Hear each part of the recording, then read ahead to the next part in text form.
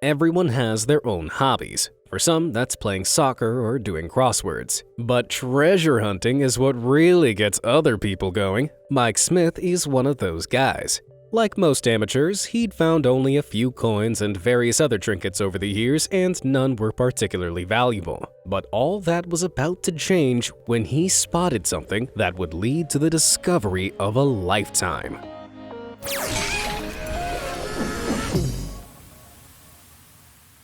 Mike Smith has been metal detecting ever since he was just 12 years old after receiving his first metal detector as a gift from his dad on Christmas Day, 1977.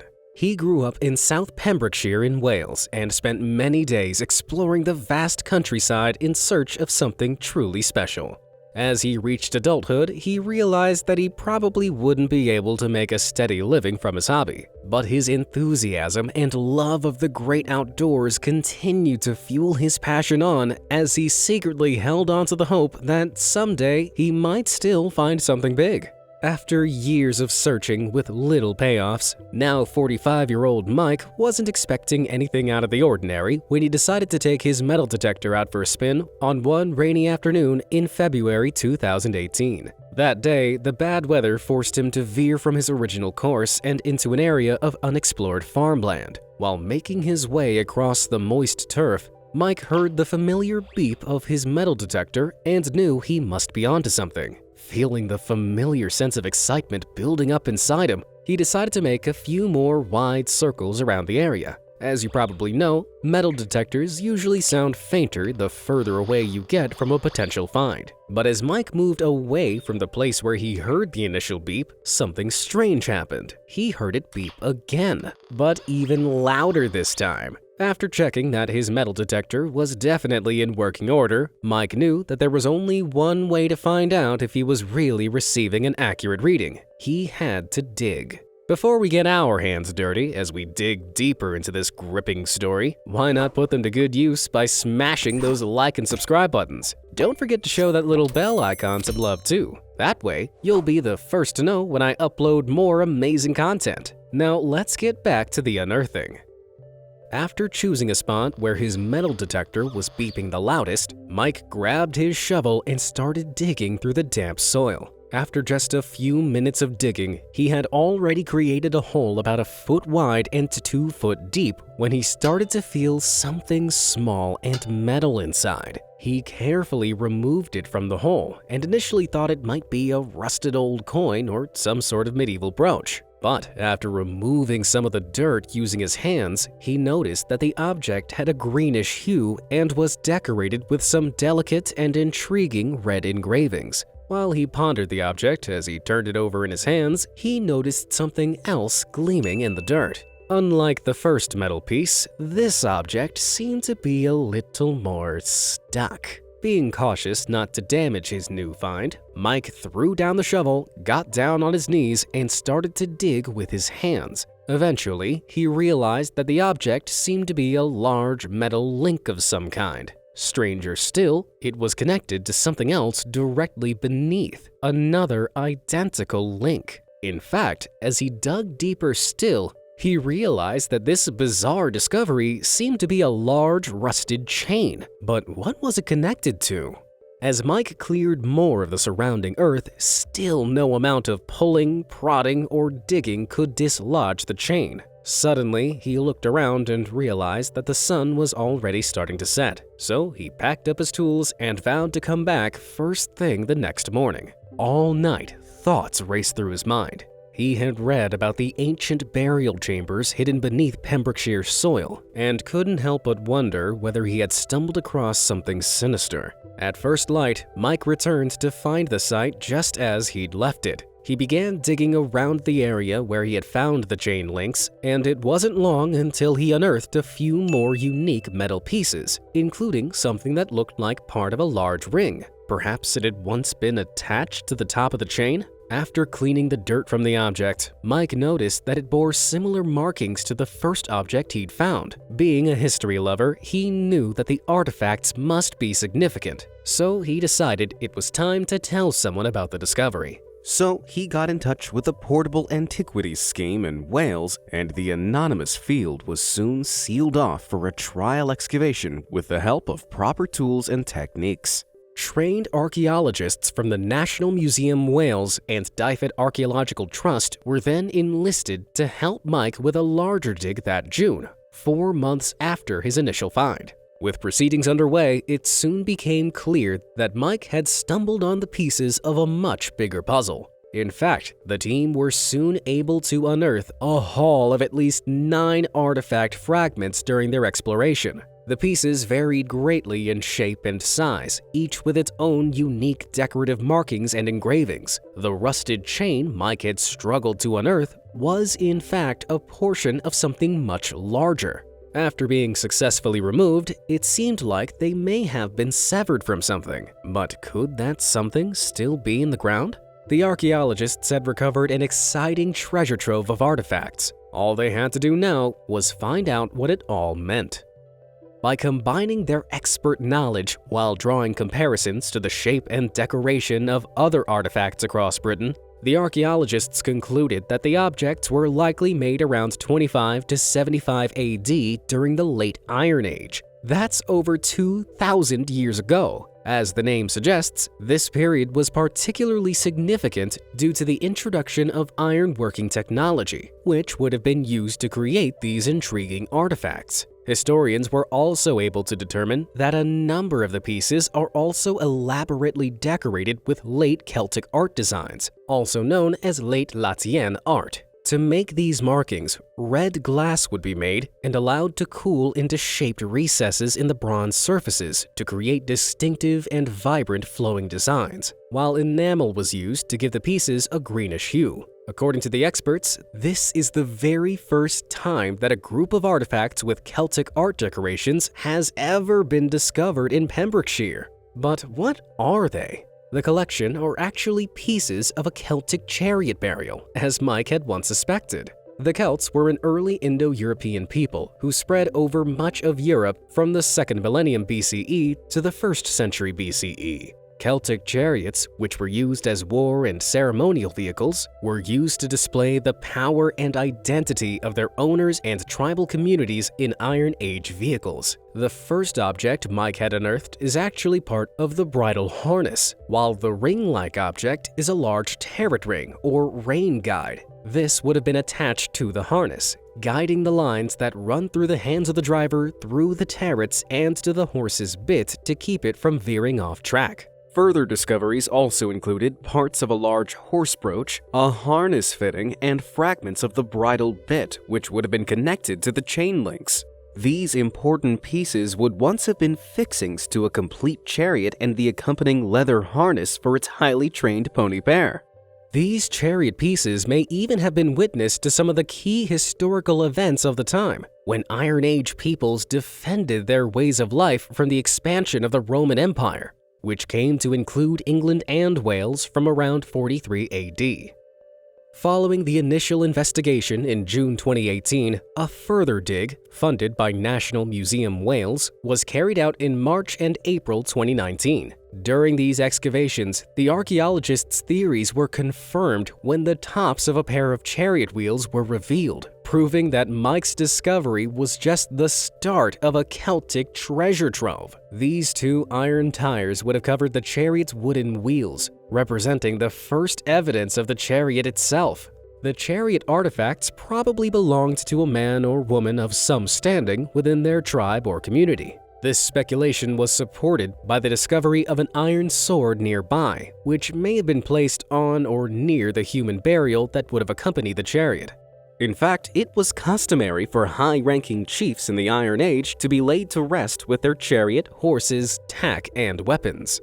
For his hard work and intuition, Mike Smith can now expect a hefty reward for what he claims is the biggest ever metal detecting find. In fact, an inquest from Milford Haven, Mike's hometown, heard in January 2019 that the amateur metal detectorist could pocket a whopping sum of $1.3 million after the historic discovery was officially declared as treasure. According to law, the payment must be shared 50-50 with the landowner, while Mike is also required to sell the grand total of 34 artifacts to a museum. Of course, the National Museum Wales is first in line, and hopes to purchase the finds so they can be properly conserved. For now, the exact location of the find is being kept a secret for a major dig in the future. Ground-penetrating radar has already revealed a pattern of buried ditches and walls on the farmland, suggesting that Mike may even have stumbled upon an entire Celtic settlement that had gone undiscovered for thousands of years. Of course, Mike will still have any claim in any future finds at the site, and he can hardly believe his childhood dreams came true in the most unexpected way. Now that's what I call a lucky find.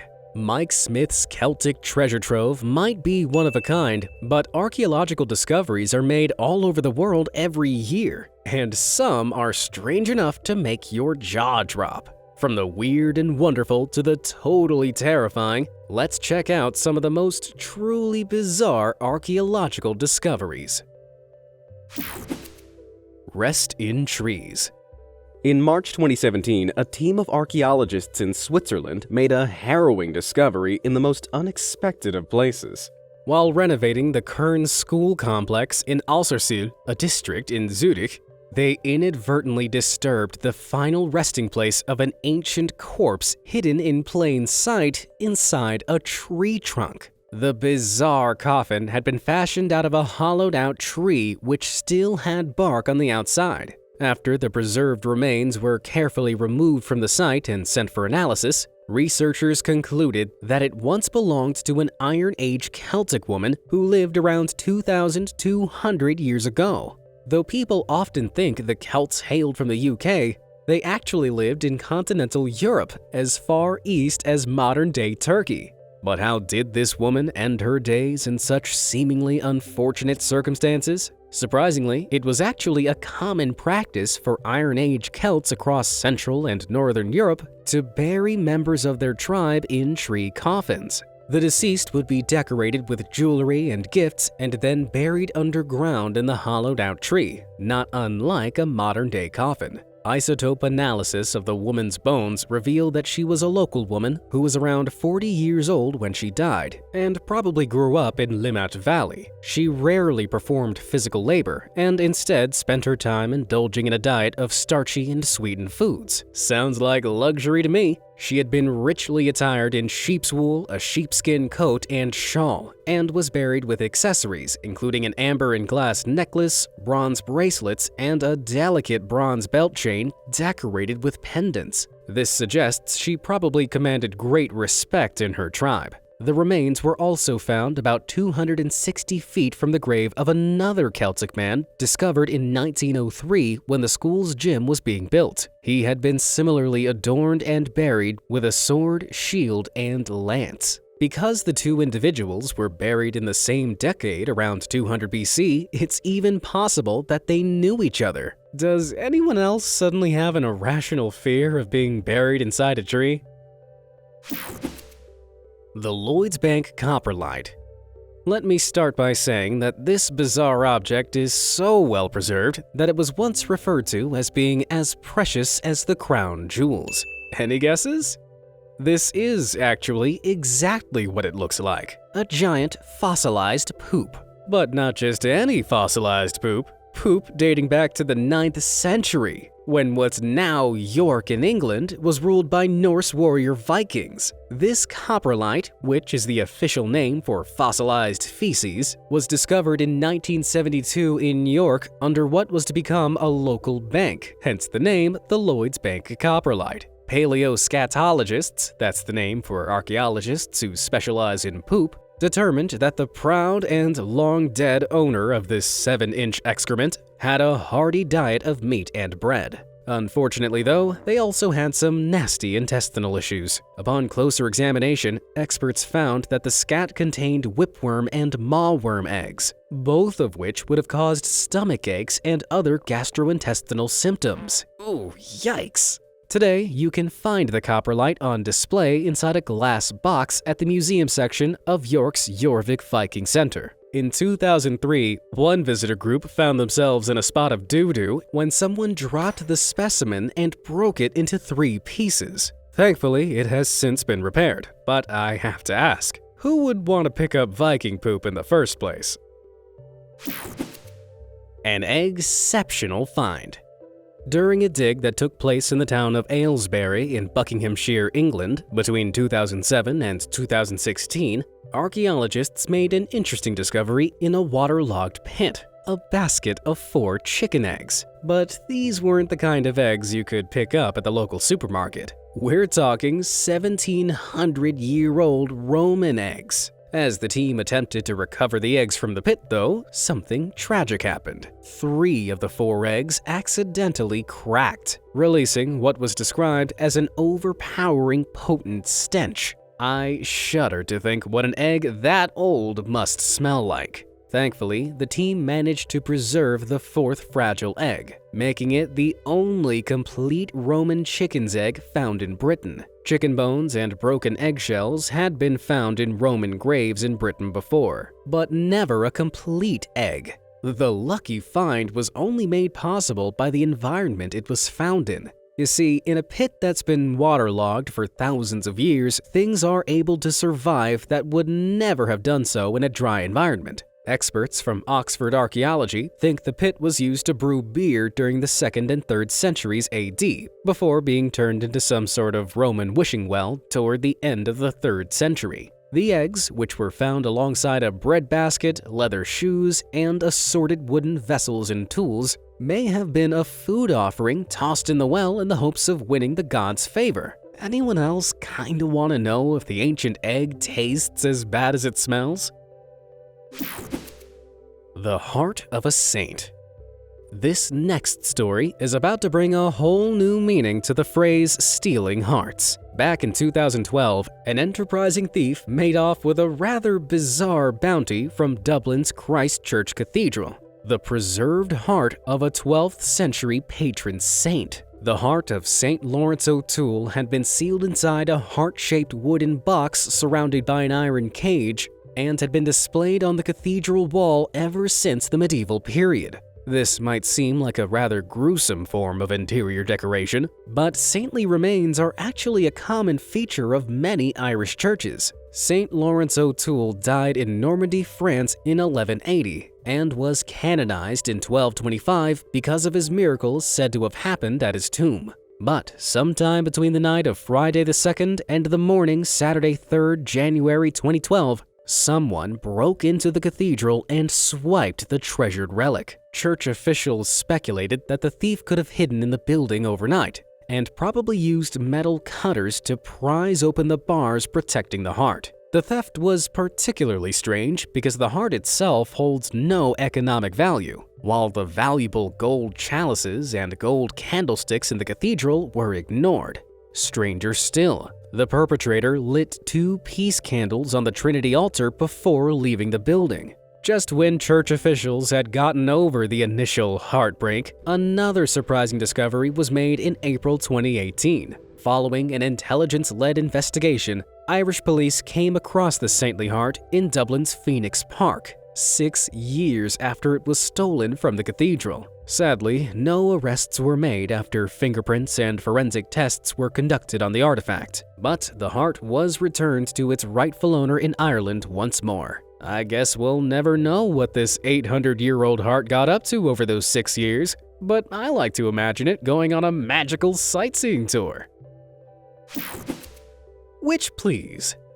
It's not unusual for discoveries to be made during the renovation of buildings that date back centuries, but one pub owner from Northamptonshire in England got the shock of their life in October 2019 in the form of one rather spooky discovery. Contractors were in the process of demolishing the chimney at the pub, formerly known as the Star and Garter Inn, when they found something strange lodged inside. It was a small, torpedo-shaped glass bottle, which likely looked something like this. But it contained a bizarre haul of smaller items, including fish hooks, human teeth, glass, and an unidentified liquid which may or may not have been urine. Seems like some kind of black magic, right? In fact, this eerie bottle of trinkets is actually a 19th century anti-witchcraft potion. Glass torpedo bottles began to be made from around 1830 and usually held carbonated drinks, but occasionally they had a very different use. According to witch bottle researchers at the Museum of London Archaeology, these glass or stone vessels were believed to have been used as objects for protection or as the containers for a cure against witchcraft. More than 100 specimens have already been unearthed beneath the floors of historic buildings, on archaeological sites, in churchyards, or riverbanks. But what was one doing down the chimney of a small English pub? It turns out a famous witch called Angeline Tubbs, also known as the Witch of Saratoga, was actually born at the inn in around 1761.